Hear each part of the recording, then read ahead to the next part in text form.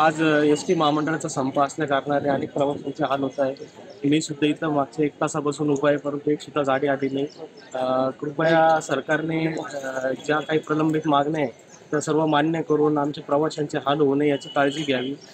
सुमारे जवळपास 1-1.5 तासापासून मला पुण्याला जायचं आहे स्वतःला. यांना काही बरेच प्रवासी येते ज्यांना लांब लांब जायचं आहे, पण गाडीच येत नाही.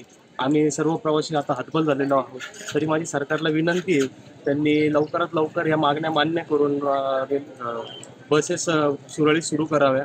आम्ही 2 तासापासून इथे उभे, आमची एक्झाम चालू आहे. तर बस लवकरात लवकर हा संपवून त्यांची मागण्या लवकरात लवकर पूर्ण करावा, यांची हीच माझी मागणी आहे. आणि लवकरात लवकर बस चालू करावा, कारण की भरपूर प्रवाशांना त्रास होतोय. आमच्या कॉलेजच्याच विद्यार्थ्यांना सुद्धा त्रास होतोय.